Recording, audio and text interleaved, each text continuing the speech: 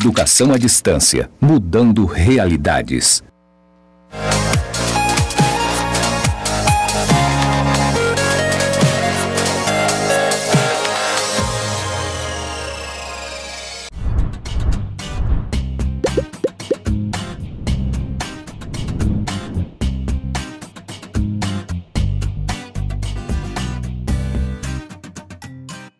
Olá, mais uma vez estamos aqui com a disciplina de gestão ambiental aplicada ao cooperativismo.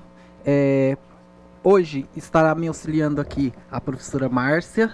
Olá, professor Willis, boa tarde. Olá, alunos e alunas de todo o estado de Rondônia, de todos os polos, professores tutores. Estou aqui aguardando as dúvidas de vocês, os comentários de vocês, que sempre enriquecem a aula. O professor Willis, tenho certeza, está aguardando ansioso o feedback de vocês para saber como é que está do lado daí. Com certeza.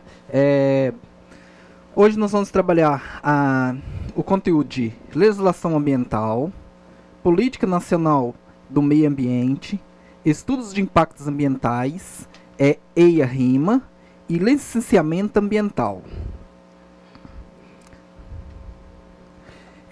O objetivo é que vocês entendam a importância da legislação ambiental, conheçam as ferramentas da Política Nacional do Meio Ambiente e compreendam a sistemática do licenciamento ambiental de um empreendimento.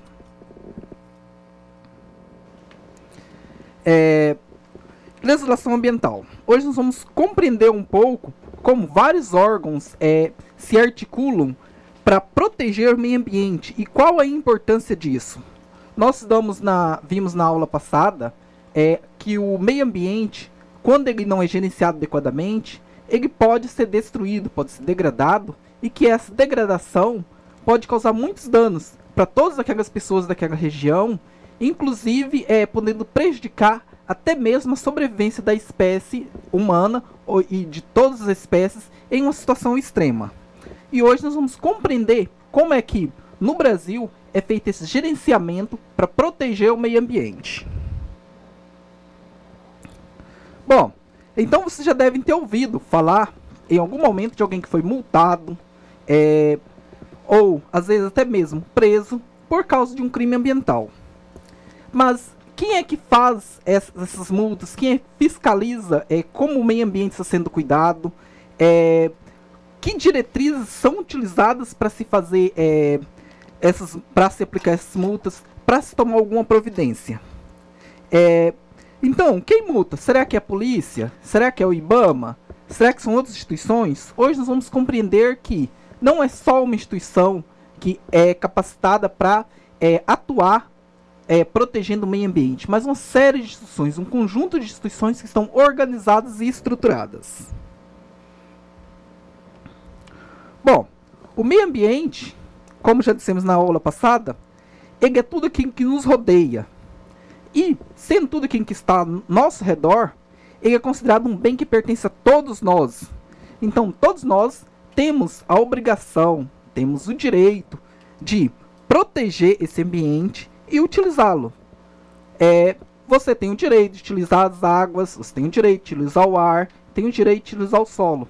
Mas você também tem o dever de proteger esse meio ambiente. Você tem o dever de proteger as águas, não poluir, tem o direito de utilizar o ar, você respira todos os dias utilizando o ar, mas você também tem o dever de protegê-lo, evitando poluir, evitando degradar os rios, evitando degradar os corpos d'água. Então, ele é um bem que é direito de todos nós, mas todos nós também temos o dever de protegê-lo. E o meio ambiente, ele é tão importante que a legislação para proteger o meio ambiente foi prevista na nossa Constituição Federal. E segundo essa Constituição, todos nós temos direito a um meio ambiente ecologicamente equilibrado. Por quê? Esse meio ambiente ecologicamente equilibrado, ele é essencial para uma qualidade de vida, para que nós possamos ter uma saúde, possamos ter as nossas necessidades supridas.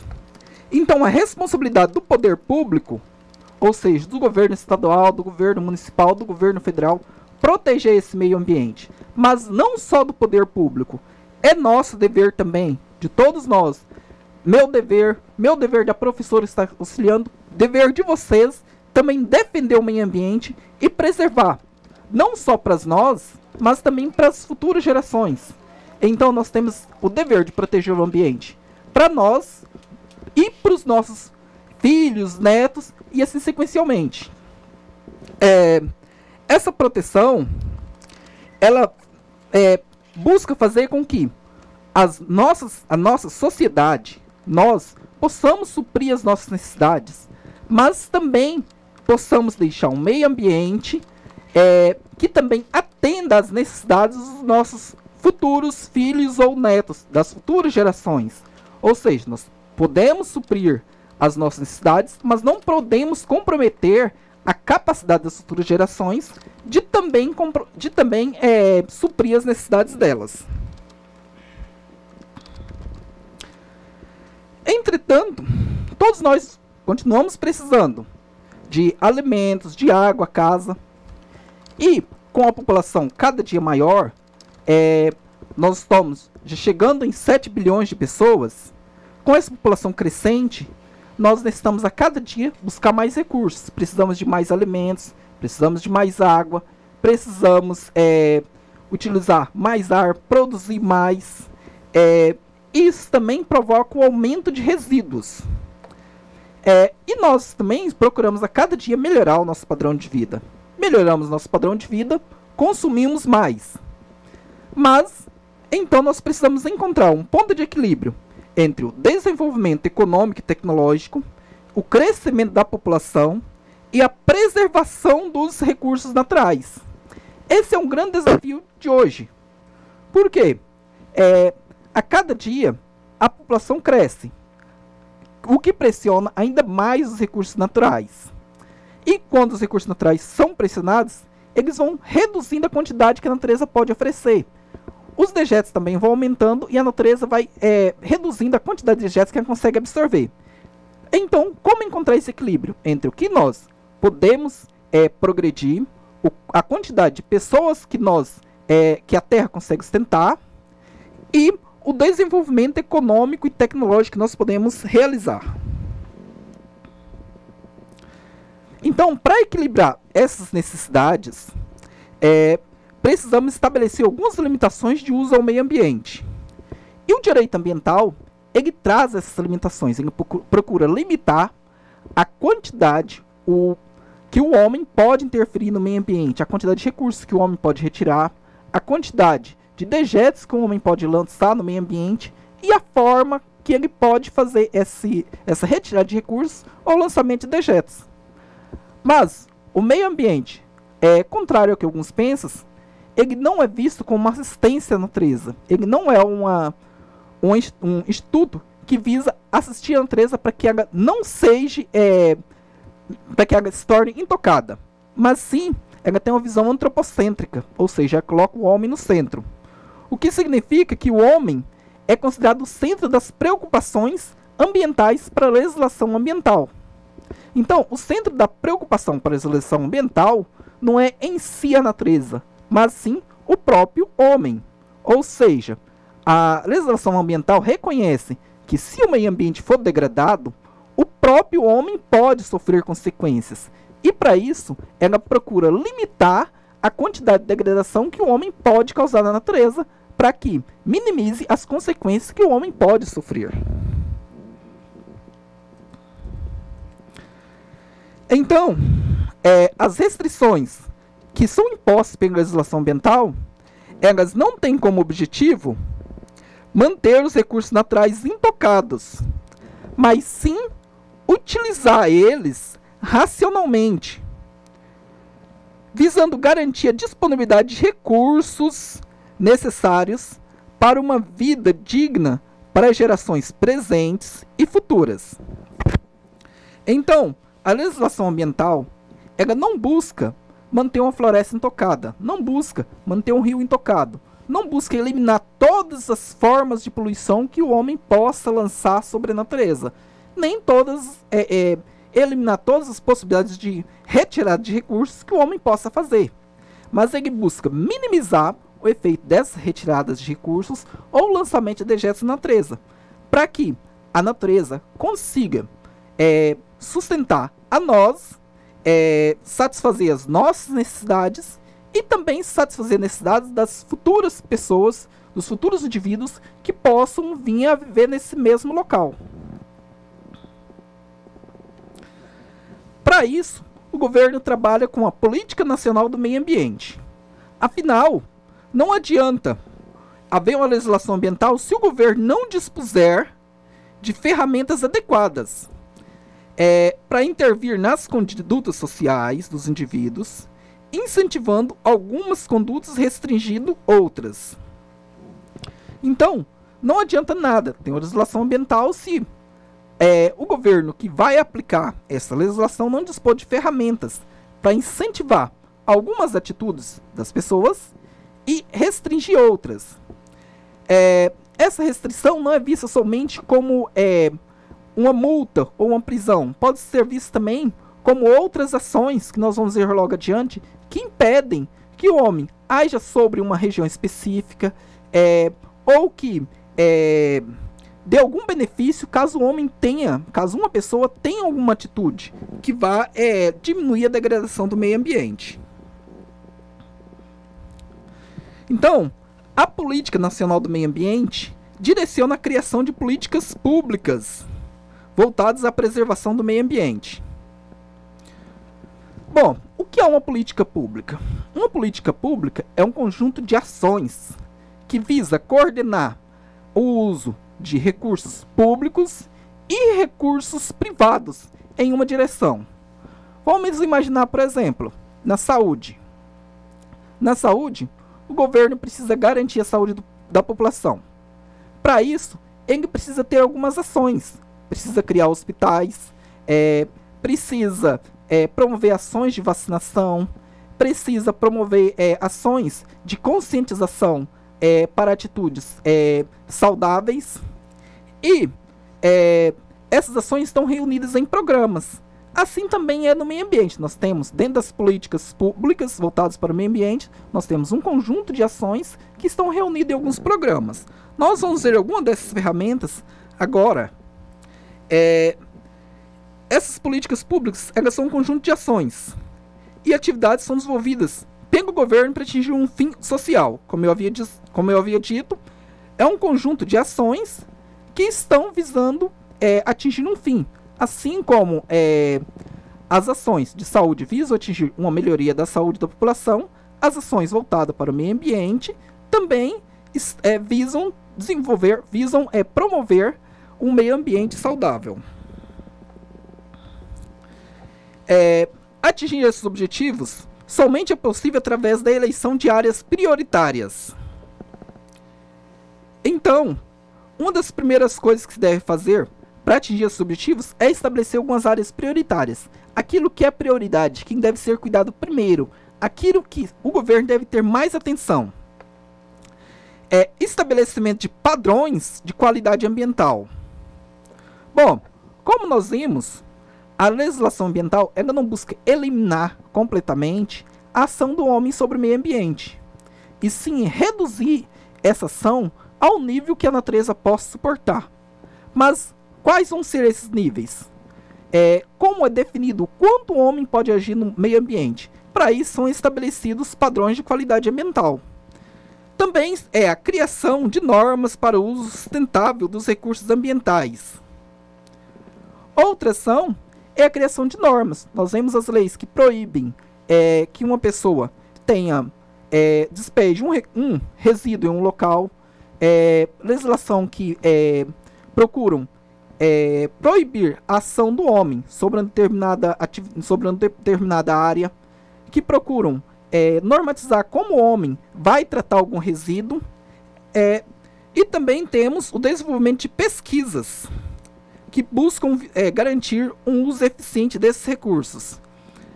Na semana passada, nós estávamos falando sobre o bioplástico, as vantagens e algumas possíveis desvantagens desse bioplástico. esse bioplástico é desenvolvido através de pesquisa. E o governo, através das universidades, institutos de pesquisas, inclusive através do IFRO, busca a desenvolver pesquisas sobre de métodos, de materiais que visam promover uma menor degradação do meio ambiente, que visam uma preservação do meio ambiente. O CISNAMA, ele é uma instituição, aliás, o CISNAMA é um conjunto de instituições que buscam coordenar a ação dos setores públicos sobre o meio ambiente. Então, para que todos os setores da sociedade possam cooperar na preservação ambiental, foi criado o CISNAMA, Sistema Nacional do Meio Ambiente. E esse CISNAMA, ele não é uma única instituição, ele é um conjunto de instituições. Cada uma dessas instituições tem um objetivo, tem uma finalidade, uma capacidade para normatizar, coordenar ou tomar algumas ações em relação ao meio ambiente. Então o CISNAMA, ele apresenta a seguinte estrutura. Apresenta o Conselho de Governo. Esse Conselho de Governo, ele tem como função assessorar o governo federal, estabelecer diretrizes para a preservação do meio ambiente. Temos também o Conselho Nacional do Meio Ambiente, CONAMA. O CONAMA nós vemos muito falar já sobre legislações, porque ele tem função deliberativa e consultiva, sendo responsável pelo desenvolvimento de estudos e proposições direcionados ao Conselho de Governo para a elaboração de diretrizes voltadas ao meio ambiente. O CONAMA, ele tem uma função de deliberar, de tomar decisões e também de aconselhar o Conselho de Governo para que ele estabeleça as diretrizes necessárias para o meio ambiente. E temos também a Secretaria do Meio Ambiente da Presidência da República. Essa secretaria, ela é um órgão de planejamento, coordenação e supervisão das direções, supervisão e controle das diretrizes a serem adotadas. Então, o Conselho de Governo adota alguma diretriz e a secretaria fiscaliza como essa diretriz está sendo adotada pelos outros órgãos. Nós temos também o Instituto Brasileiro de Meio Ambiente e Recursos Renováveis, o IBAMA. Talvez do CISNAMA, o IBAMA seja uma das instituições mais conhecidas, uma das instituições que atuam mais perto da população. Ele é o executor das políticas ambientais a nível federal. Então, por ele ser o executor, ele está mais próximo da população. Nós vemos o IBAMA fiscalizando o uso de rios, as pescas nos rios. Nós vemos o IBAMA fiscalizando a retirada de minérios. Nós vemos o IBAMA fiscalizando desmatamento. É porque ele é o executor dessas políticas públicas criadas por esses órgãos no âmbito federal. Mas nós temos também outros órgãos que atuam mais localmente, como os órgãos seccionais. Os órgãos seccionais, eles têm a mesma função do IBAMA, porém, estão no controle, no âmbito estadual. Nós temos as secretarias estaduais de meio ambiente. Elas vão coordenar, vão fiscalizar e vão executar políticas públicas que sejam de interesse daquele estado especificamente. E nós também temos os órgãos locais, que estão no âmbito do município. Esses órgãos locais têm a mesma função que o IBAMA e que a Secretaria Estadual de Meio Ambiente, só que elas estão no âmbito municipal. Ou seja, elas vão executar as políticas públicas que sejam de interesse daquele município específico. E nós temos também os padrões de qualidade ambiental. Então, para que ocorra a aplicação das leis ambientais, é necessário estabelecer critérios claros e técnicos para identificar as situações em que a intervenção governamental é necessária. Se o governo começar a intervir a todo momento na iniciativa privada, isso pode acabar prejudicando a atuação de empresas, pode acabar prejudicando a própria comunidade. Então, para que o governo não precise intervir a todo momento, é criado alguns padrões de qualidade ambiental que vão dizer para uma empresa qual padrão de qualidade ela tem que manter. O tipo de tratamento que ela tem que dar para os resíduos, o quanto ela pode retirar de recursos de uma floresta, como ela vai recuperar uma área degradada, e estão previstos nos padrões ambientais. Assim foram estabelecidos padrões de qualidade para o ar, a água e para os fluidos. Um dos padrões que nós podemos pensar, imaginar, por exemplo, a água. A empresa não pode descartar os resíduos dela sem tratamento em um rio. Para isso, ela tem um nível de produtos tóxicos que ela pode lançar. É quase impossível que todas as empresas retiram todos os dejetos que ela produz da água em que ela utiliza e irá lançar no rio. Mas existe um padrão mínimo. Ela não pode lançar uma água altamente poluída no rio. Se ela, por exemplo, produz alimentos, ela tem que tirar uma boa parte daqueles resíduos e sempre vai ficar algum resíduo. Mas é uma quantidade em que aquele rio poderia absorver esses resíduos. Uma outra ferramenta da Política Nacional do Meio Ambiente é o zoneamento ambiental. O meio ambiente de cada região apresenta características diferentes e, portanto, cada região deve ter um planejamento apropriado de uso de seus recursos, considerando a potencialidade e suas vulnerabilidades. Então, o zoneamento ambiental parte do princípio de que as regiões têm potenciais e vulnerabilidades diferentes. Uma região que apresenta um solo arenoso apresenta um potencial agrícola e também uma vulnerabilidade de erosão diferente de uma área que tem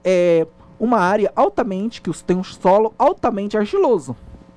Da mesma forma, uma área alagada, um pântano, apresenta um potencial para a bovinocultura diferente de um planalto, de uma área seca. Mas, para que o governo consiga gerenciar isso, ele criou o zoneamento ambiental. Esse zoneamento ambiental, ele procura fazer o levantamento do potencial que uma área apresenta, seja para exploração de madeira, seja para exploração de minérios, para agricultura, e também a possibilidade daquela área sofrer uma degradação com alguma dessas ações. E a partir desse zoneamento, ele limita a ação do homem sobre algumas áreas, mais do que outras. Então, esse zoneamento ambiental, ele regula o uso dos recursos naturais pela sociedade, e assim permite o cumprimento da função social da propriedade privada. Quando nós compramos uma propriedade privada, ela tem uma função privada para nós. Ou seja, compramos um sítio para criar gado, a função privada é nos dar lucro. Afinal, nós pretendemos criar bovinos lá, e esses bovinos nos dão um retorno lucrativo. Só que essa propriedade também tem uma função social, que é dar algum retorno para toda a sociedade, seja através dos alimentos que é produzido, ou através da preservação de algum rio, através da preservação de algum recurso natural. E esse zoneamento ambiental, regulando o uso do solo, faz com que a função da propriedade privada também possa cumprir a função social. Ou seja, uma propriedade que cria gado, ela também tem que cumprir a sua função social de preservação dos mananciais. Por isso que existe uma legislação que não permite que você desmate completamente as margens de rios. Existe uma legislação que obriga os produtores rurais a manter uma área mínima de reserva florestal. É porque essas propriedades, além de cumprir a sua função privada, também têm que cumprir a sua função social. E em Rondônia, nós também temos nosso zoneamento ambiental. O principal objetivo desse zoneamento é orientar o desenvolvimento econômico, socioeconômico das populações por meio de ações que considerem as potencialidades e as restrições e o uso e a proteção dos recursos naturais. Então, aqui em Rondônia, nós temos também o nosso zoneamento ambiental. Já foi feito um estudo levantando quais são as potencialidades das várias regiões de Rondônia e quais são as vulnerabilidades delas também. Então, aqui em Rondônia, nós temos áreas que são formadas por áreas alagadas, por pântanos. Temos áreas de florestas secas. Temos áreas que são solo argiloso. E temos áreas com índices de ocupação humana diferentes. Então, cada uma dessas áreas foi levantado o potencial que ela tem de oferecer recursos para a sociedade e também a vulnerabilidade que ela tem, ou seja, o quanto ela pode ser degradada com a ação humana. E através desse zoneamento foi estabelecido quais as atividades que devem ser prioritariamente desenvolvidas em cada região e também foi estabelecido restrições para o uso de algumas áreas. Ou seja, nós temos áreas em que nós temos restrição da atividade humana, econômica, e temos áreas em que é praticamente proibido a exploração econômica. Muitos dos ecossistemas que nós temos são muito frágeis. E muitas vezes também eles são raros, são difíceis de ser encontrados. Alguns ecossistemas podem ser até únicos, só são encontrados em uma única região. Esses ecossistemas devem ser objeto de um cuidado especial, sendo as atividades nelas desenvolvidas restringidas e até mesmo proibidas. Como eu estava falando, o zoneamento ambiental ele restringe a atuação do homem sobre algumas áreas e até proíbe a ação dele sobre algumas áreas, para que nós possamos ter os nossos recursos ambientais preservados. Então, para regulamentar a criação de unidades de conservação dessas áreas, desses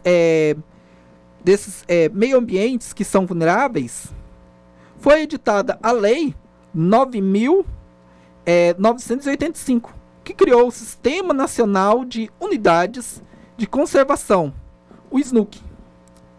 Esse Sistema de Unidades de Conservação, ele procura criar unidades, através de um estudo, criar unidades que visam proteger o meio ambiente. Então, esses espaços protegidos podem ser de dois tipos: unidades de proteção integral e unidades de uso sustentável. As unidades de uso sustentável são espaços cujo objetivo é compatibilizar a conservação da natureza com o uso sustentável e racional de parte dos seus recursos. Então, nas unidades de uso sustentável, nós temos aqueles locais onde as pessoas podem explorar alguns recursos. Por exemplo, temos áreas extrativistas, onde a comunidade local pode retirar alguns dos seus recursos, como frutas, às vezes até algumas espécies de madeira, mas eles não podem ter uma ação que vá destruir essa floresta de uma forma maior. Essas unidades de uso sustentáveis dividem-se em 7 grupos: áreas de proteção ambiental, áreas de relevante interesse ecológico, floresta nacional, reserva extrativista, reserva de fauna, reserva de desenvolvimento sustentável e reserva particular do patrimônio natural. Praticamente todas as outras áreas são públicas, mas nós temos também a 7, que é reserva particular do patrimônio nacional. Essa reserva são reservas particulares, são empresas ou pessoas que têm uma propriedade e eles resolvem fazer com que essa propriedade tenha restrições de uso. Por exemplo, uma empresa que tem uma área e resolve proteger aquela área. Para isso, ela vai no poder público, faz alguns documentos e ela restringe o uso dela mesma e de outras pessoas para o uso daquela área. E temos também as unidades de proteção integral. A fim de propiciar um espaço intocado pelo homem para a realização de pesquisas e a proteção da natureza, foram criadas as unidades de proteção integral. Essas unidades de proteção integral, elas partem do princípio de que alguns recursos naturais podem ser muito vulneráveis, e qualquer ação do homem sobre aquela área poderia destruir ou prejudicar esses recursos. Então, para isso, são criadas essas reservas onde nenhuma ação econômica pode ser desenvolvida. Nessas áreas, essas áreas elas devem estar livres de toda e qualquer influência humana, porque ali vai ser desenvolvida pesquisas que precisam verificar o comportamento dos animais, precisam catalogar novas espécies, verificar o comportamento do clima de uma região, verificar o comportamento reprodutivo de algumas espécies, e para isso, qualquer interferência humana que houvesse poderia prejudicar essas pesquisas. Vamos imaginar, por exemplo, uma onça pintada. Uma onça pintada ela demanda uma grande quantidade de área para que ela possa viver em uma região. Se nós permitirmos alguma ação humana, como por exemplo exploração madeireira, aqueles homens que vão explorar madeira podem acabar afugentando esses animais ou prejudicando o comportamento deles, e com isso prejudicando uma pesquisa que possa haver naquela região. Essa ação humana também pode prejudicar alguns mananciais ou prejudicar algumas outras espécies e até mesmo destruí-las, e com isso vai diminuir a quantidade de espécies para o futuro que poderia futuramente trazer algum benefício para nós. Essas cidades se dividem em 5 categorias: estação ecológica, reserva biológica, parque nacional, monumento natural e refúgio de vida silvestre. Nessas áreas, a ação do homem é restrita, ela é estritamente restrita. Não se pode desenvolver nenhuma atividade econômica. Elas são utilizadas prioritariamente para pesquisa, para conservação de recursos naturais, conservação da fauna e da flora, e também para educação. Mas até mesmo os trabalhos educativos, eles têm algumas restrições. Você não pode ir visitar uma reserva biológica, por exemplo, sem ter obtido autorização. Algumas dessas áreas, como o monumento natural e o refúgio de vida silvestre, também pode ter uma possibilidade de exploração do ecoturismo. Só que essa exploração de ecoturismo ela é bem restrita, tem que ser bem regulamentada. Nós temos também, como ferramentas da produção ambiental, nós temos o estudo de impacto ambiental. Vamos imaginar que você queira instalar uma empresa em um local. Por exemplo, você queira instalar uma madeireira em uma região. Se você for instalar aqui a madeireira, de qualquer forma, você pode acabar retirando mais madeira do que aquela floresta pode sustentar. Você pode acabar destruindo alguns lagos, alguns corpos d'água, alguns riachos, quando estiver abrindo estradas. Então, para que isso não venha acontecer, nós temos que fazer esse estudo. Porque o meio ambiente saudável é imprescindível para que tenhamos uma boa qualidade de vida. Então, para a implantação de empreendimentos industriais, agrícola, mineração e outros, deve primeiramente ter seu impacto ambiental avaliado. Essa avaliação é feita através de estudos de vários especialistas. Especialistas buscam identificar quais recursos que aquela empresa ou que aquele empreendimento vai retirar da natureza. Busca também identificar quais resíduos que esse empreendimento pode lançar na natureza e identificar quais danos isso pode causar, quais danos aquela ação do homem pode causar naquele local. Com base na identificação de quais danos podem ser causados, essas pessoas também buscam planejar ações que possam reduzir ou eliminar esses danos. Então, para a implantação desses empreendimentos, nós devemos avaliar o impacto ambiental. Esses estudos de impacto ambiental, ele é útil depois para que os órgãos competentes possam realizar a avaliação. E é necessário para que tenha informações sobre empreendimento e o meio ambiente que se planeja implementá-lo. Então nós vimos falar do IBAMA anteriormente, dos órgãos municipais e estaduais que executam as políticas voltadas para o meio ambiente. Então, quando alguma empresa resolve fazer uma instalação em um local, dependendo da atividade ou do tamanho da empresa, ela tem que ter uma licença ambiental. E para obter essa licença ambiental, ela precisa fazer estudo de impactos ambientais. Através desse estudo, esses órgãos vão pegar esses documentos e vão verificar quais são os impactos que essa empresa pode causar e quais são as ações que ela vai tomar para minimizar esses impactos, para que assim ele possa autorizar ou não a implantação dessas empresas.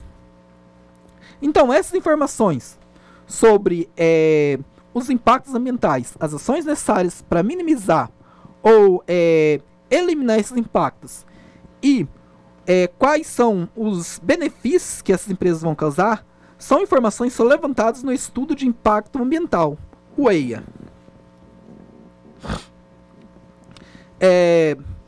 Mas existem algumas atividades que a natureza delas é considerada muito degradante. Por exemplo, uma empresa que vai realizar atividades de mineração em uma área, costuma remover muita quantidade de solo, produz muitos resíduos, isso causa um impacto enorme sobre o meio ambiente. Para isso, ela também deve elaborar um relatório de impacto ambiental, o RIMA.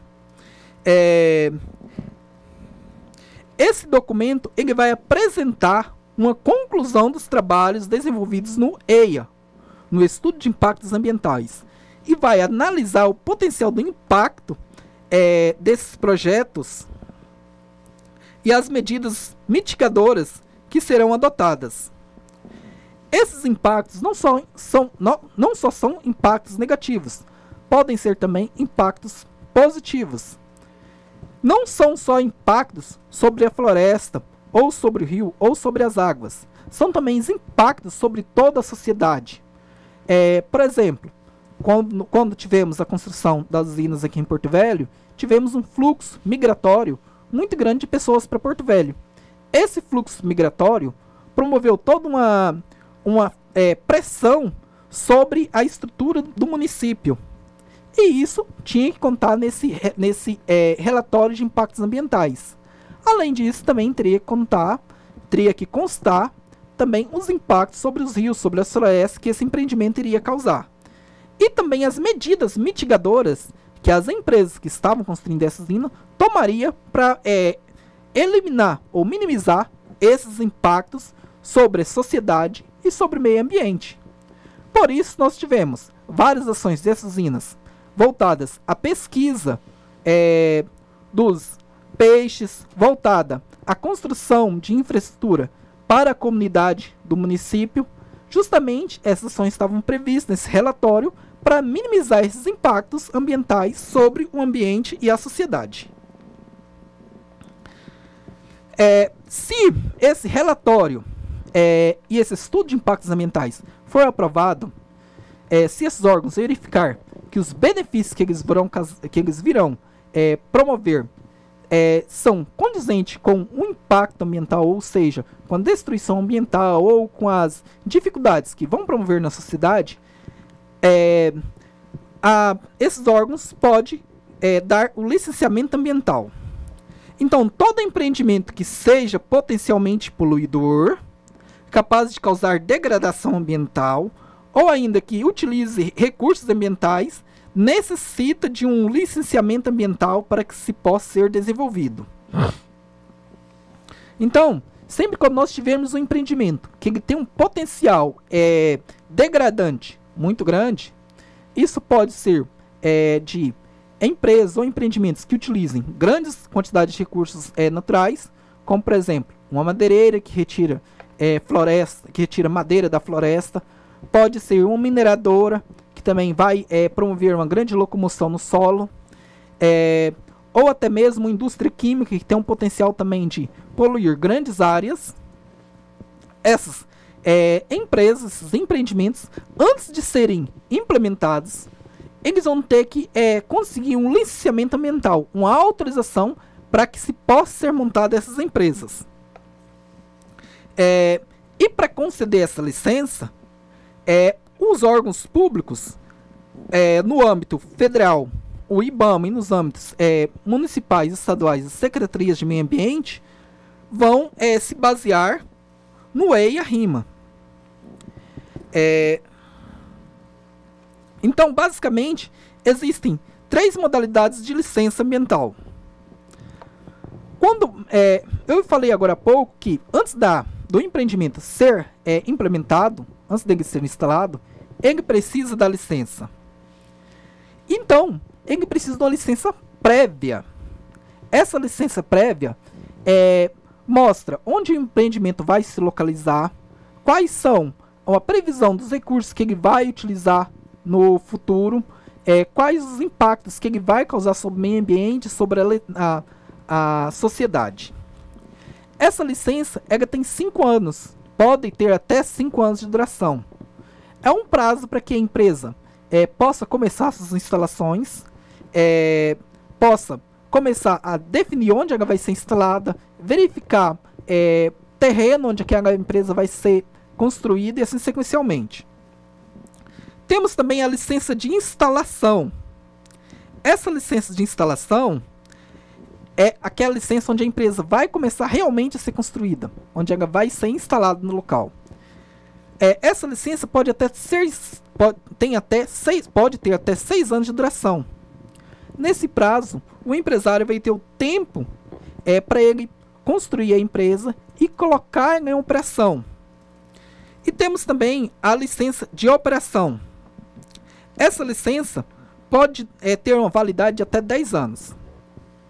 Só que nenhuma dessas licenças, elas são concedidas por 5, por 6 ou por 10 anos, sem poder ser revogada.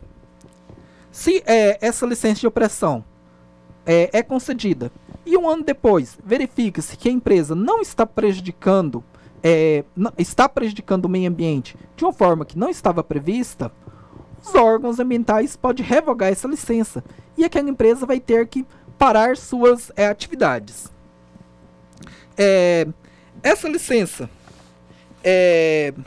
de operação, ela autoriza as atividades do empreendimento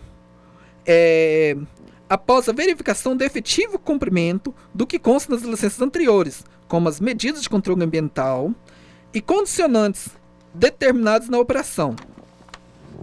Então, quando a empresa comprovou que ela instalou a indústria, que ela tem a sua planta industrial instalada e que foi realmente implementadas as medidas de proteção ambiental para reduzir o impacto ambiental, ela pode ter a sua licença operacional. Nós temos, por exemplo, aqui em Porto Velho, a usina Madeira, que para que ela pudesse ser instalada, foram feitas várias pesquisas, identificando quais os peixes que haviam no rio, como é que esses peixes tinham seu fluxo migratório para se reproduzir, quais as comunidades que haviam nesse entorno, qual a relação dessas comunidades com esse rio, e como a construção de uma usina poderia influenciar nesses fatores. Tendo essas influências, verificando isso, aquela empresa pode determinar onde ela poderia se localizar e quais impactos que ela poderia ter localizado naquele local. Por exemplo, um dos impactos ou um dos fatores que essa usina iria influenciar é o fluxo de troncos no Madeira.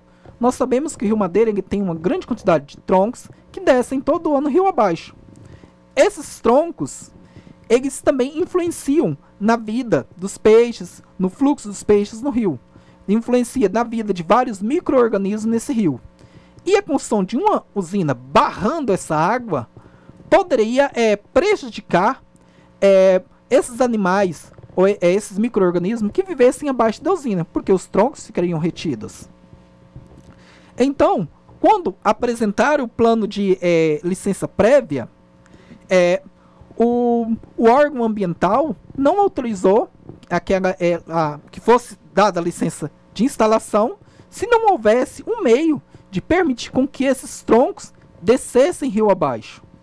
E também, devido ao fato de alguns peixes necessitarem subir rio acima para se reproduzir, também o órgão, o IBAMA, não autorizou que fosse instalada essa usina sem que houvesse a possibilidade de permitir com que esses peixes continuassem seu fluxo migratório rio acima. Então, depois que essa usina foi instalada, foram verificados essas ações mitigatórias realmente estavam sendo implantadas, assim como também algumas ações mitigatórias que tinham por bem diminuir o impacto sobre a sociedade, como por exemplo algumas construções de escolas, movimentação das populações que estavam sujeitas a alagamento para outros locais, elas também estavam dentro dessa licença de instalação. Só após os órgãos ambientais verificar que todos esses requisitos haviam sido cumpridos, ou seja, que a empresa havia conseguido um meio de fazer com que esses peixes continuassem subindo o rio acima, e ela conseguiu isso através de um canal que desviava parte da água, também ela comprovar que havia conseguido um meio para que esses troncos continuassem descendo o rio abaixo. Para isso ela teve que construir uma eclusa, um local específico para que esses troncos que viessem de cima da parte superior da usina pudessem passar pela usina e continuar rio abaixo. E também que ela havia promovido todas essas ações para movimentar essas populações ribeirinhas, essas populações indígenas ou qualquer outras pessoas que estivessem sujeitas a alagamento para outros locais. Só após isso é que essa usina conseguiu a sua licença de operação. Essa licença de operação dessa usina, entretanto, ela não é dada ad eterno, ou seja, para sempre. Ela pode continuar operando. Normalmente, essa licença é concedida durante 10 anos, porém ela pode ser por prazo inferior. Em um empreendimento que possa ter um potencial muito poluidor, pode ter o prazo dessa licença de operação reduzido para que essas verificações, se ela está ou não cumprindo os requisitos que foram estabelecidos, possam ser verificados antecipadamente, ou seja, durante um prazo menor. E se ela estiver descumprindo, esse impacto por descumprimento possa ser minimizado. Então, aqui na usina, ela também tem essa licença de operação. Só que essa licença de operação tem um prazo. E de tempos em tempos, vai ser verificado como é que ela está cumprindo esses requisitos. Por exemplo, se daqui a 6 meses, a 1 ano, chegar um fiscal de um órgão ambiental e verificar que a eclusa não está permitindo que os troncos passem para baixo do rio, esse fiscal pode dar a notificação na usina, e se ela não corrigir o problema, ela pode ser inclusive proibida de continuar operando, ou seja, vai ter que parar as suas atividades. Assim como também, se daqui a algum tempo chegar lá e verificar que o canal que permite com que os peixes subam o rio acima está bloqueado, ela também pode ser notificada, pode ser multada e pode também ser, inclusive, proibida de continuar suas operações. Essa foi a nossa aula de hoje. Espero que vocês tenham aproveitado bastante. Daqui a pouco nós voltaremos para a correção de exercícios e também esperamos que vocês estejam mandando durante esse intervalo e logo mais também quaisquer dúvidas que vocês possam ter. Né, professora Márcia? Exatamente, professor Willis. Estamos aqui aguardando os comentários, estamos aguardando as dúvidas. Já surgiram algumas dúvidas, elas vão ser respondidas com toda a paciência depois do intervalo.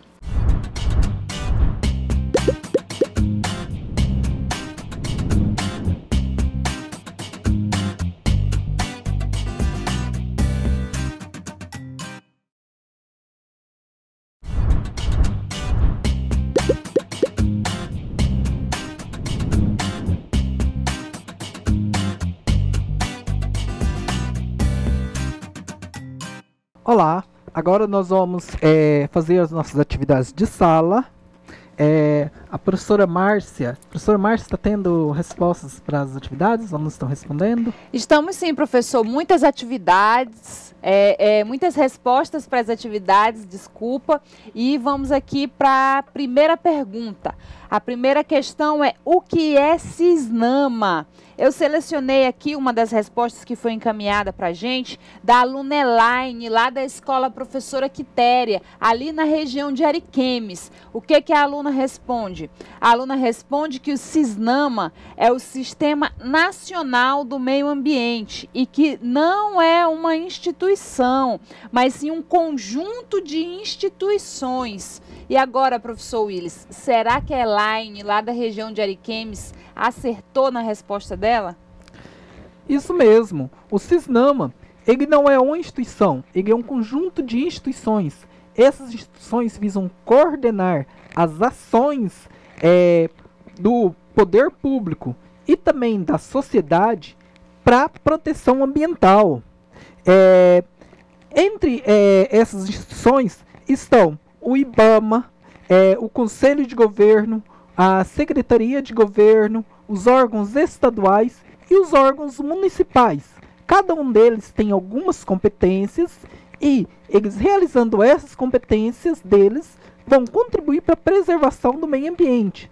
E dentro dessas políticas colocadas, executadas por essas instituições que compõem o Cisnama, a sociedade também vai contribuir para a proteção ambiental, para a preservação do meio ambiente. Vamos lá para a questão 2. Questão 2. Existem 3 modalidades de licença ambiental. Assinale as alternativas abaixo, que são modalidades de licença ambiental. Ou seja, o aluno, aqui nós temos várias tipos de licença, e aí o aluno deveria assinalar somente aquelas respostas que ele acha que existem realmente. E aqui a gente tem novamente a resposta da Elaine, e o que a Elaine assinalou como as respostas corretas. Ela assinalou licença prévia, assinalou licença de instalação e assinalou licença de operação. A Elaine, então, considerou que licença definitiva não está correto. Vamos ver, professor, se a resposta dela está correta, se não está correta, se está parcialmente correta. Vamos ver se a Elaine acertou. Parabéns a Elaine, é isso mesmo. Nós temos a licença prévia. Essa licença prévia, ela é... Essa licença prévia, ela é uma licença que é concedida numa fase preliminar do projeto ou empreendimento. Ou seja, quando aprova a localização e concepção daquele empreendimento e atesta a viabilidade ambiental, ou seja, conclui-se que aquele empreendimento ele é viável ambientalmente. E estabelece os requisitos básicos que condicionarão a atuação da empresa na fase de implementação. Ou seja, a licença prévia, ela verifica, nos estudos para a licença prévia, verificam se aquele empreendimento pode ser viável ambientalmente. Se ele for viável ambientalmente, são estabelecidas as condições, os pré-requisitos que a empresa vai cumprir na fase de implantação, na fase de instalação. Após a licença prévia, nós temos a licença de instalação. Essa licença de instalação autoriza a instalação do empreendimento ou atividade de acordo com aquelas condicionantes que estão nos planos, programas e projetos aprovados, e inclui as metas de controle ambiental e demais condicionantes que constituem os motivos determinantes daquele empreendimento. Ou seja, nessa licença de instalação, o empreendimento recebe autorização para ser implementado. A planta agora pode ser construída naquele local, dentro de algumas normas, de alguns requisitos, de algumas condições. Como, por exemplo, nós estávamos falando do Rio Madeira, a licença prévia previu se essa usina poderia ser ambientalmente viável, se ela não ia causar uma destruição ambiental, uma degradação ambiental muito grande, que tornaria aquele empreendimento sem viabilidade ambiental. Concedida essa licença prévia, também depois pode ser concedida a licença de instalação. Com essa licença de instalação, agora a usina poderia começar a ser construída. Só que essa construção teria que obedecer às condicionantes que haviam sido estabelecidas na licença prévia. Ou seja, tinha que haver aquela eclusa para permitir que aqueles troncos que estavam descendo rio abaixo passassem da parte de cima da usina para a parte de baixo. Teria que ter aquele desvio de água, aquele canal para permitir com que os peixes pudessem migrar da parte de baixo para a parte de cima da usina. Teria que ter aquela movimentação daquelas pessoas em torno dos riachos. Teria que haver algum recurso destinado a instituições de pesquisa que pesquisam como os peixes e os seres vivos, os micro-organismos, estão se relacionando com essa construção. Licença definitiva não é uma licença concedida. Porque a licença de um empreendimento, ela nunca é definitiva. Não se dá uma licença para um empreendimento para quem continua operando para a vida toda. As licenças ambientais, elas sempre têm um prazo determinado. Lembrando que para a licença prévia, nós temos um prazo de até 5 anos. Licença de instalação, um prazo de até 6 anos. E licença de operação, um prazo de até 10 anos.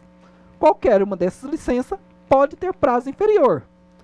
Por exemplo, a licença prévia pode ter prazo de 2 anos, se for necessário apenas 2 anos para fazer todos os estudos, para depois conceder a licença de instalação. Se a licença de instalação, se a instalação da empresa for durar só 1 ano e meio, essa licença também pode ser concedida para 1 ano e meio. Mas aí se a empresa começou a ser construída, começou a ser instalada, e chegou 6 anos, e ainda não terminou a construção, pode ser concedida uma prorrogação dessa licença.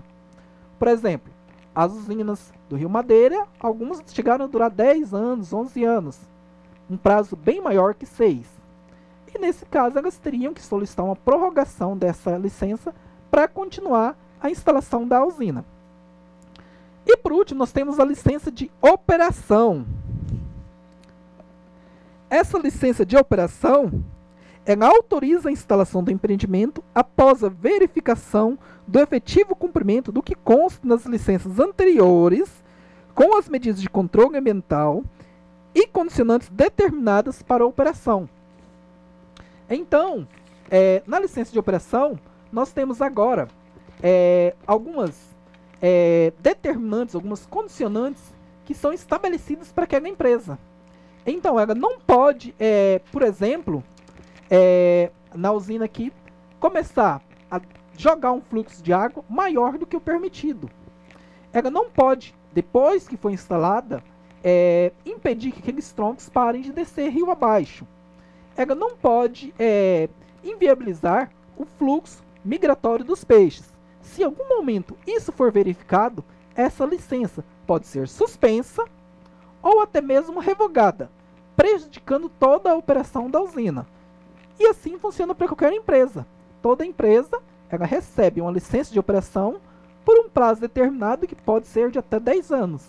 Se em algum momento verificou que ela não está cumprindo aqueles requisitos, essa licença pode ser suspensa ou, no caso extremo, pode ser até revogada.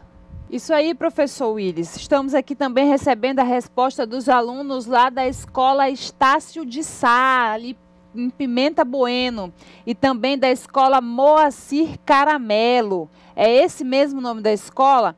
Vamos lá para a questão de número 3.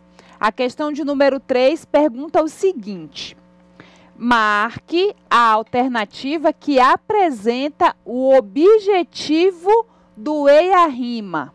O objetivo do EIA-RIMA. Era isso que a pergunta estava questionando. Vamos lá, letra A. O objetivo do EIA-RIMA é analisar a viabilidade econômica de um projeto. Ou B, o objetivo é impedir que atividades potencialmente poluidoras sejam desenvolvidas, contribuindo para a preservação ambiental. Ou ainda, o objetivo do EIA-RIMA é letra C, permitir que os recursos naturais permaneçam intocados para as futuras gerações. Ou o objetivo do EIA-RIMA é letra D, possibilitar o conhecimento dos impactos das atividades de um empreendimento, possibilitando o planejamento de medidas mitigadoras. Ou ainda, a letra E, vai marcar a letra E aquele aluno que acha que nenhuma das alternativas anteriores se encaixa naquilo que é o objetivo do EIA-RIMA. Vamos ver como é que está lá nos polos. Lá nos polos, a aluna Elaine, lá da escola Professora Quitéria, ela respondeu que correta, professor Willis, era a letra B. Lá na escola, a professora Cândida, lá na escola Moacir Caramelo, ela falou que os alunos também acham que a resposta correta da questão número 3 é a letra B.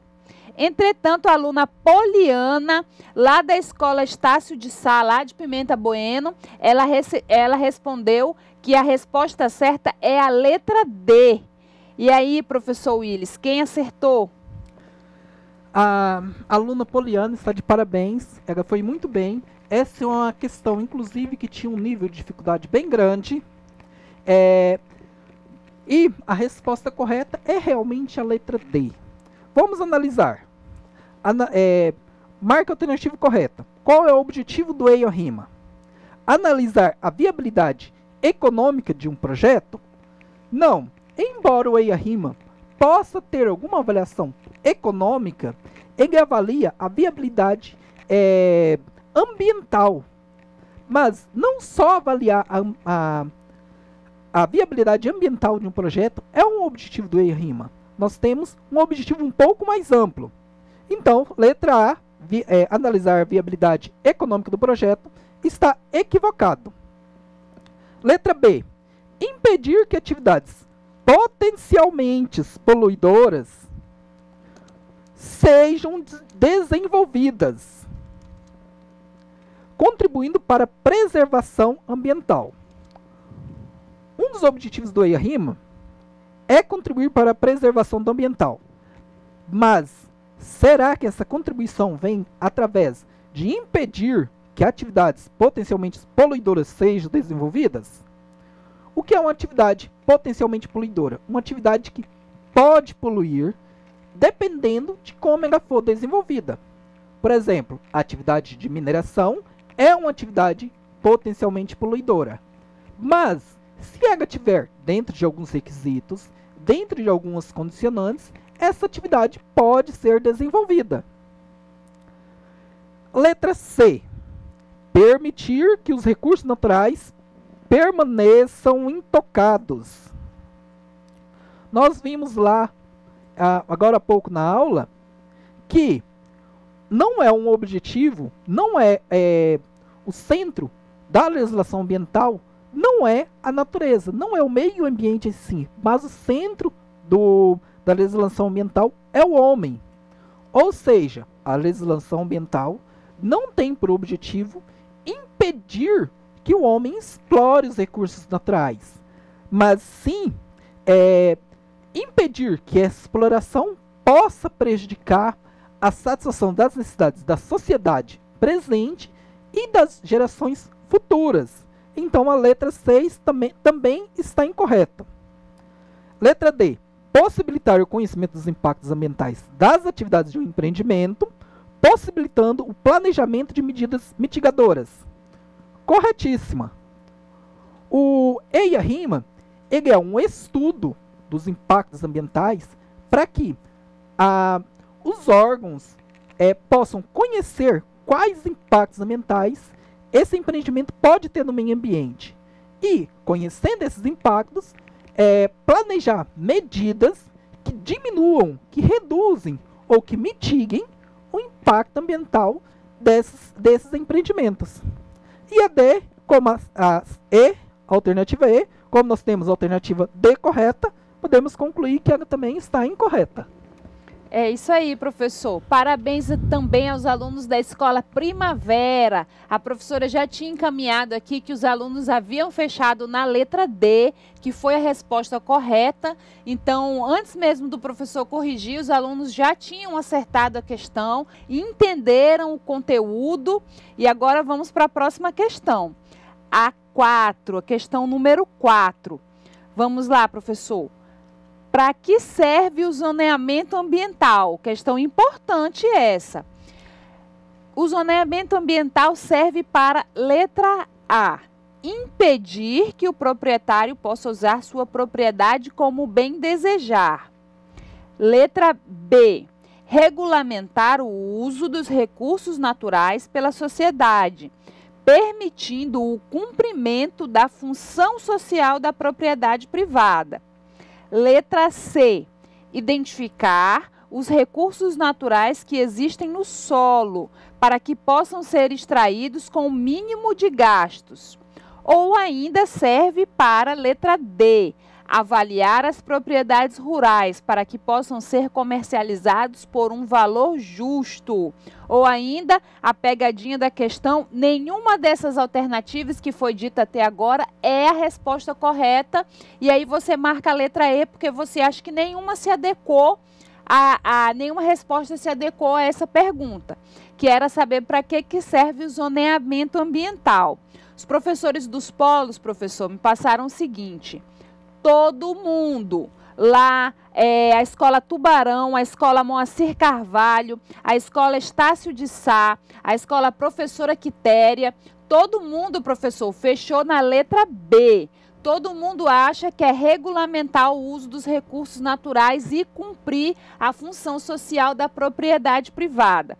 Será que todo mundo acertou? Né? Foi todo mundo certo, todo mundo prestou atenção na aula ou ninguém entendeu nada, está todo mundo com dúvida? Como é que está aí, professor? A questão 4, para que serve o zoneamento ambiental? É impedir que o proprietário possa usar a sua propriedade como bem desejar. Isso pode ser uma consequência do zoneamento ambiental. Ele pode restringir o uso de uma propriedade. Mas não é para isso que ele serve. Não é esse o objetivo do zoneamento ambiental. Então, impedir que o proprietário possa usar sua propriedade como bem desejar, apesar de, em algum momento, poder ser uma consequência, não é o objetivo. Não é para isso que ele serve.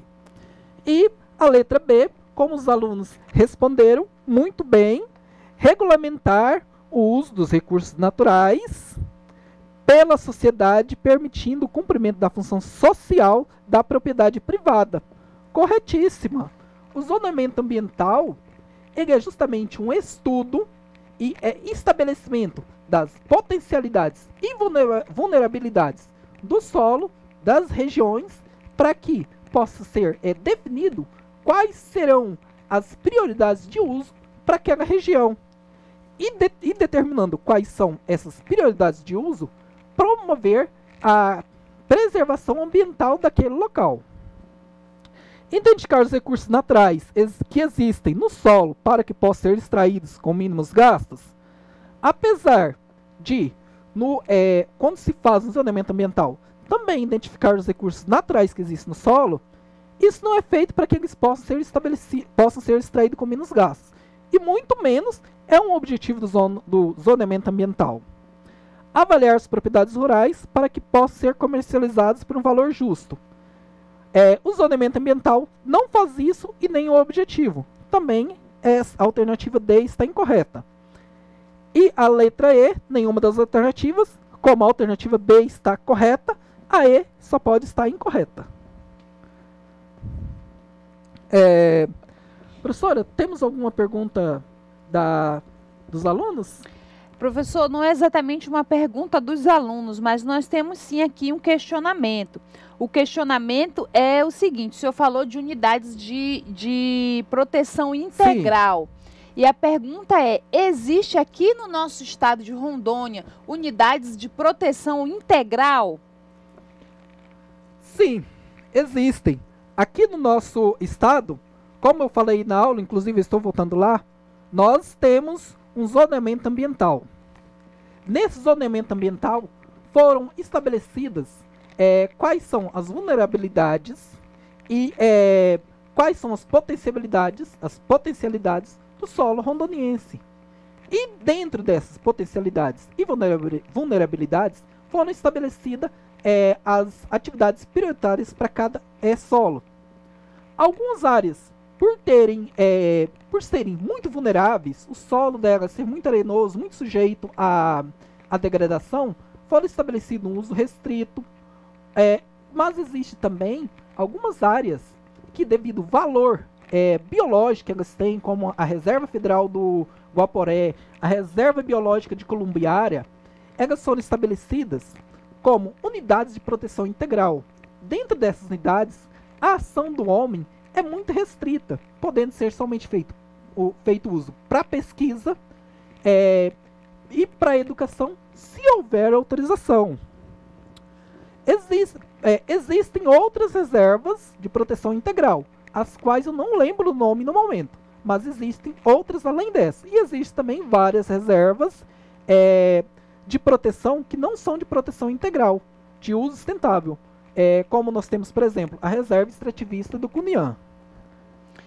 Obrigada, professor. Espero que a dúvida tenha sido sanada. E aí, uma outra dúvida que surgiu aqui no chat, os alunos estão com muitos questionamentos, eles querem saber como que é. Teria como o senhor explicar um pouco da atividade de percurso que está tendo lá, uns estão entendendo de um jeito, outros de outro jeito. Tem como o senhor esclarecer para a gente aí no tempinho que está sobrando? Bom, a atividade de percurso, ela foi para fazer um EIA-RIMA, um estudo de impacto ambiental da cooperativa que está no projeto integrador de vocês. Ou seja, dentro dessa atividade, vocês vão ter que verificar, identificar quais são os recursos que a cooperativa de vocês vai demandar da natureza. Quais são os dejetos que essa cooperativa pode lançar na natureza. E quais são os impactos ambientais, impactos sociais que ela pode também causar. Dentro disso, vocês vão verificar agora quais as ações que vocês podem estabelecer para que esses impactos sejam reduzidos, sejam minimizados. E aí, após feito isso, vão ter que fazer um relatório concluindo todo esse trabalho, identificando quais são os impactos causados, quais são as medidas mitigadoras, medidas que vão reduzir esse impacto e concluindo se esse empreendimento pode ou não ser viável. Temos mais alguma pergunta, professora? Não, professor, mas estamos aguardando aí os questionamentos dos polos, de todos os professores, de todos os alunos, alguma dúvida sobre o conteúdo, alguma dúvida relacionada a outras atividades aqui que a gente possa esclarecer, estamos aguardando. Correto. Enquanto não surge nenhuma dúvida, nós ainda temos um tempinho, eu vou falar um pouco sobre os Cisnama. O Cisnama, como nós falamos agora há pouco, inclusive porque foi uma pergunta que houve, foi o Cisnama, professora, que houve algumas questões, que houve uma questão que alguns alunos erraram? Não, não foi, professor. O que os alunos tiveram dúvida foi na questão 3, sobre EIA-RIMA. Alguns alunos acharam EIA-RIMA? Isso, que era a letra B. Então vamos voltar lá no EIA-RIMA, eu vou falar um pouco mais dele, porque foi onde os alunos tiveram alguma dificuldade. E também faz parte da atividade. Esse EIA-RIMA, ele é um estudo de todos os impactos ambientais. Para isso, a empresa, ou os responsáveis por empreendimento, ou a cooperativa de vocês, vai ter que verificar o que eles retiram da natureza. Digamos, você tem uma cooperativa de produtores de bovinocultores, de criadores de gado. Para isso, você vai ter que identificar quais recursos são demandados para se produzir gado. Nós podemos ter como recursos, por exemplo, que são retirados, a área que vai ser dematada, vai ter um impacto ambiental, você vai ter que retirar uma cobertura florestal. Nós podemos ter, devido você utilizar o solo, pode ter efeito, impacto de erosão, se não for feito corretamente o manejo de pasto, a água pode vir e retirar a camada de solo, prejudicando a fertilidade do solo. E também podemos ter destruição de rios, de corpos d'água. Quando o gado passa, pode acabar destruindo as laterais do rio, as margens, promovendo a erosão e promovendo o assoreamento dos corpos d'água. Então, isso são os impactos ambientais. Agora, nós também precisaremos analisar alguns dejetos que podem ser lançados. Por exemplo, o uso de alguns herbicidas para promover o manejo de pasto.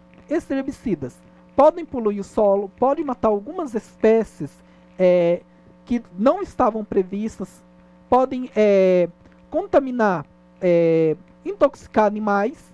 Isso também são impactos ambientais. Quais são as medidas mitigadoras que poderiam ser realizadas para isso? Uma das medidas mitigadoras poderia ser a utilização de integração com floresta. Junto com o pasto, você planta algumas linhas de árvores que promovem a proteção do solo. Podem ser promovidas também ações de manejo da pastagem para impedir que o solo fique descoberto em algum momento. E também podem ser promovidas ações para proteger os mananciais. Isso, inclusive, já existe uma lei que obriga os produtores rurais a manter uma faixa de floresta nas margens dos riachos, dos corpos d'água, mas se isso for cercado e impedido que o gado tenha acesso direto, pode impedir com que o gado caminhe nessas margens, caminhe na beirada desses corpos d'água, impedindo assim que eles promovam a destruição desses riachos e mitigando esse efeito, essa degradação ambiental naquela pastagem. Nós também podemos ter impactos positivos. Aqui no nosso estado, que temos um potencial, uma cultura muito grande já de bovinocultura, nós sabemos que a bovinocultura promove o desenvolvimento econômico da região, produz empregos, produz renda. Isso são impactos positivos. Nós também podemos ter o caso de uma cooperativa que esteja sendo implantada justamente para recuperar alguma área que já esteja degradada. Por exemplo, pastagens que já estejam em estado degradado, já estejam sofrendo erosão.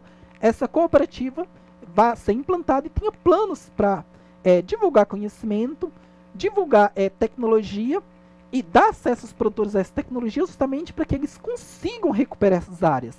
Isso já seria um impacto ambiental positivo, recuperação de áreas degradadas.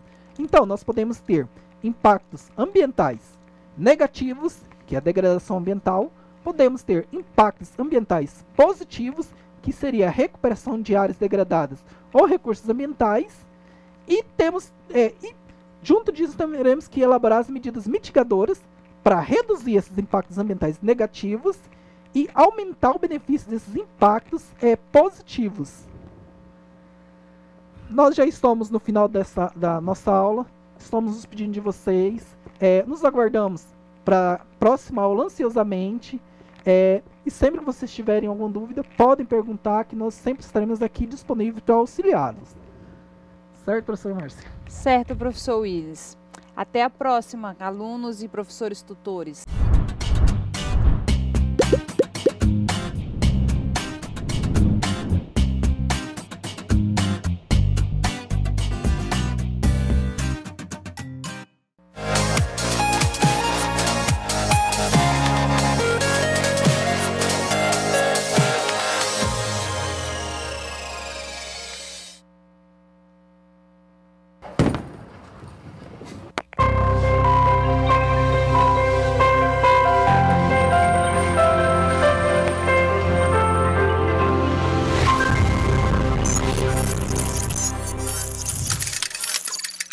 Educação à distância, mudando realidades.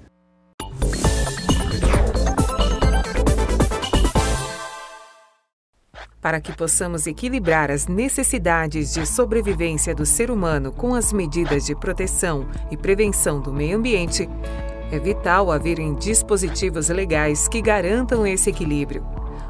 O artigo 225 da Constituição Federal nos diz que todos têm direito ao meio ambiente ecologicamente equilibrado, bem de uso comum do povo e essencial à sadia qualidade de vida, impondo-se ao poder público e à coletividade o dever de defendê-lo e preservá-lo para as presentes e futuras gerações.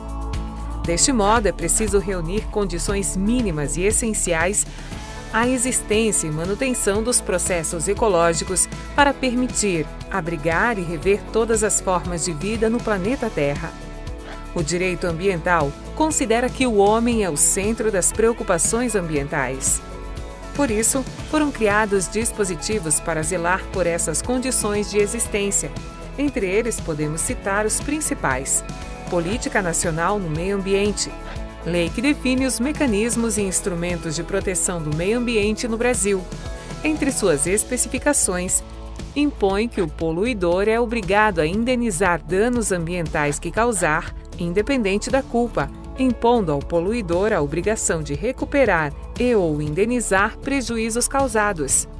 Lei dos Crimes Ambientais, responsável pela reordenação da legislação ambiental brasileira no que se refere às infrações e punições. Dentre várias inovações e determinações, destaca-se, por exemplo, a possibilidade de penalização das pessoas jurídicas no caso de ocorrência de crimes ambientais estipulados pela própria lei. Lei de Recursos Hídricos.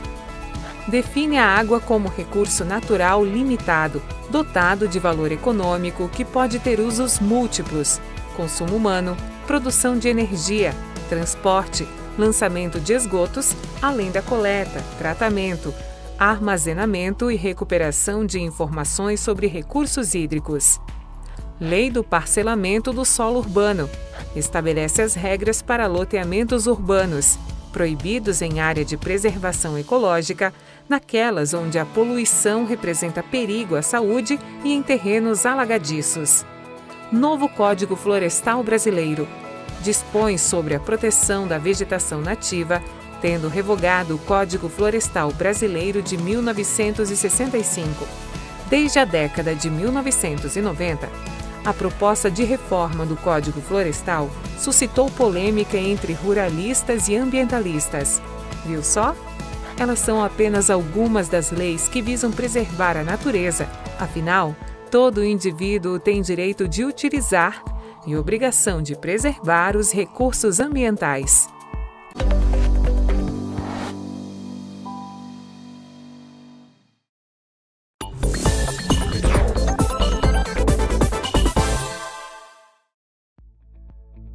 Política Nacional do Meio Ambiente. Uma lei que define os mecanismos e instrumentos de proteção do meio ambiente no Brasil. Segundo ela, todos têm direito ao meio ambiente ecologicamente equilibrado, bem de uso comum do povo e essencial à sadia qualidade de vida, impondo-se ao poder público e à coletividade o dever de defendê-lo e preservá-lo para as presentes e futuras gerações. A finalidade da Política Nacional do Meio Ambiente está na preservação, melhoria e recuperação da qualidade ambiental. Ela considera o meio ambiente como um patrimônio público a ser assegurado e protegido para o uso coletivo. Entre as diversas medidas, prevê pontos importantes para a manutenção da natureza, como incentivo à pesquisa e ao estudo para a proteção dos recursos ambientais, acompanhamento da qualidade ambiental, recuperação de áreas degradadas, proteção de áreas ameaçadas de degradação e educação ambiental.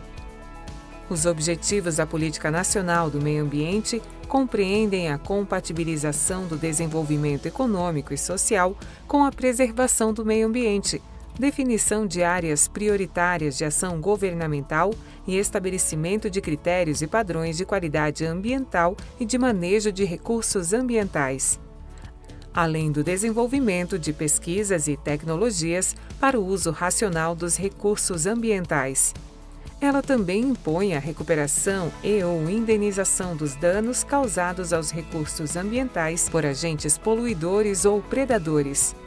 Os principais instrumentos da Política Nacional do Meio Ambiente são: o estabelecimento de padrões de qualidade ambiental, zoneamento ambiental, criação de áreas de proteção ambiental, avaliação dos impactos ambientais, licenciamento e a revisão de atividades poluidoras, concessão dos recursos ambientais com fins econômicos, incentivo ao desenvolvimento tecnológico, penalidade pelo não cumprimento das medidas de preservação ambiental. Órgãos como o Conselho Nacional do Meio Ambiente, CONAMA, o Ministério do Meio Ambiente, MMA, o Instituto Brasileiro do Meio Ambiente e dos Recursos Renováveis, IBAMA, e o Instituto Chico Mendes de Conservação da Biodiversidade, ICMBio, são instituídos pela lei como responsáveis pelas políticas ambientais brasileiras. Prevê também que a responsabilidade pela proteção e melhoria da qualidade ambiental é da União, dos estados e dos municípios, que constituem o Sistema Nacional do Meio Ambiente. Até a próxima, pessoal!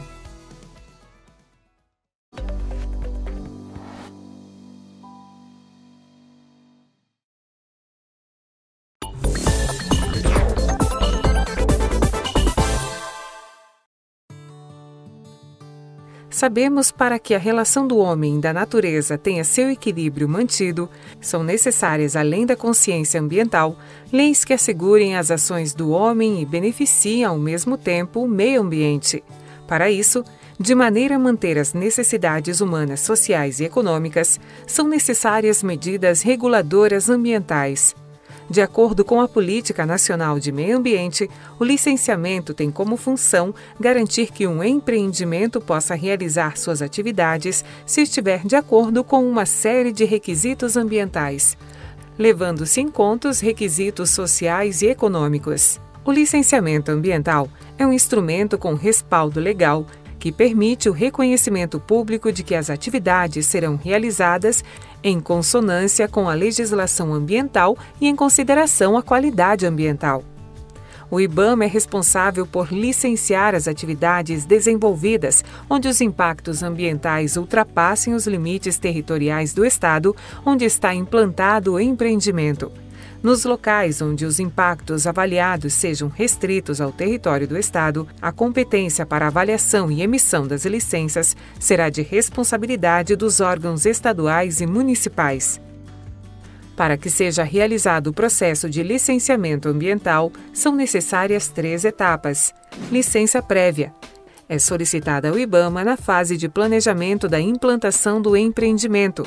Tem como função a comprovação, por meio de estudos técnicos, a aprovação da viabilidade ambiental do projeto, autorizando sua alocação e concepção técnica, além de especificar condições para o desenvolvimento do projeto executivo. Licença de instalação. Tem a função de autorizar o começo da obra de instalação do empreendimento e tem prazo de validade. Para a liberação da licença de implantação, é necessário o Plano Básico Ambiental, detalhando os programas ambientais necessários para minimizar os impactos negativos e potencialização dos impactos positivos, identificados durante os estudos técnicos. Licença de operação. Deve ser solicitado anteriormente ao início da operação do empreendimento. Para os empreendimentos com impacto ambiental significativo, mensurado através do tipo de atividades, o empreendedor deverá realizar o estudo de impacto ambiental, EIA, e respectivo relatório de impacto ambiental, RIMA. EIA, documento técnico embasado cientificamente, composto por diagnósticos ambientais dos meios físico, biótico e socioeconômico, análise dos impactos ambientais do empreendimento. RIMA, documento público, escrito com uma linguagem com menor rigor técnico, que apresenta as informações contidas no EIA de forma objetiva e adequada à compreensão de toda a população. Dessa forma, entende-se que o licenciamento ambiental é necessariamente preciso para a correta gestão dos recursos naturais no país, contando com o trabalho dos órgãos de fiscalização para assegurar que as ações que impactam o meio ambiente sejam realizadas de acordo com a legislação. Até a próxima!